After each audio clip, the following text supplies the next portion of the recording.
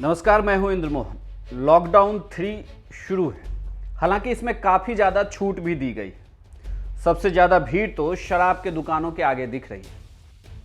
Corona संक्रमण को लेकर सरकार की एजेंसियों और स्वास्थ्य मंत्रालय को अब यह लगता है कि भारत में यह ग्रोथ रेट डराने वाली नहीं है। लेकिन 24 घंटे के अंदर जो आंकड़े आए हैं उसे देखकर अब ये कहा जा सकता है कि भारत की स्थिति इटली से कम नहीं है।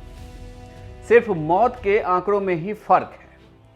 24 घंटे के अंदर भारत में 3900 कोरोना के नए मामले सामने आए, यानी कि लगभग 4000 मामले, और 195 लोगों की मौत भी 24 घंटे के अंदर इस जानलेवा वायरस की वजह से हुई है।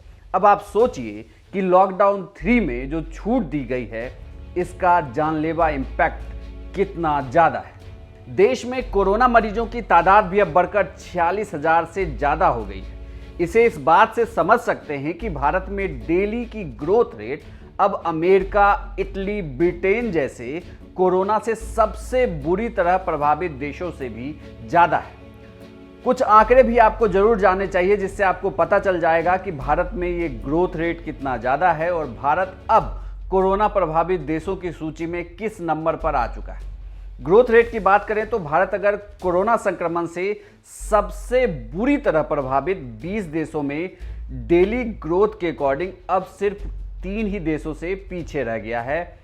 हालांकि जब देशव्यापी लॉकडाउन था तब लगातार ये डेली ग्रोथ रेट गिर रही थी।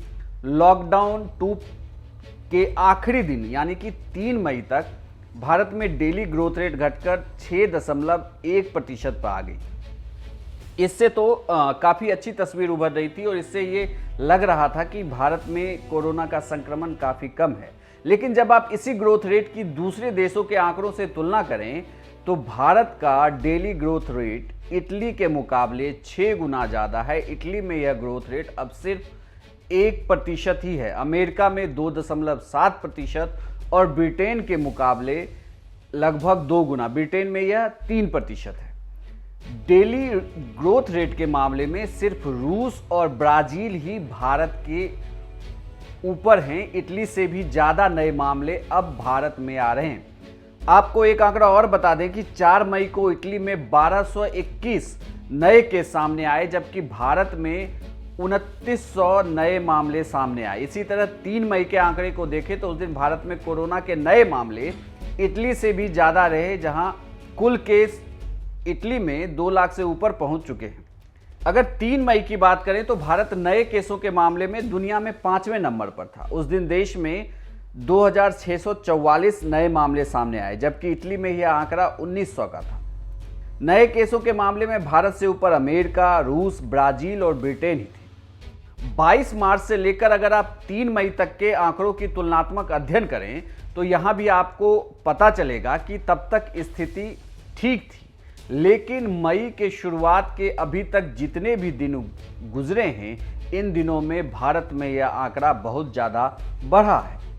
अब ऐसे में सरकारी एजेंसियां यह कह रही है कि भारत में जांच का भी दायरा बढ़ा है, जिसकी वजह से नए केसेस बढ़ रहे हैं। लेकिन भारत में एक आंकड़ा थोड़ा सुकून देने वाला है कि यहाँ पर लोगों के ठीक होने का रेशियो बहुत ही अच्छा है। यहाँ लोग ज़्यादा संख्या में ठीक हो रहे हैं, जबकि दूसरे देशों के बनस्पत यह आंकड़ा बहुत ही बेहतर है।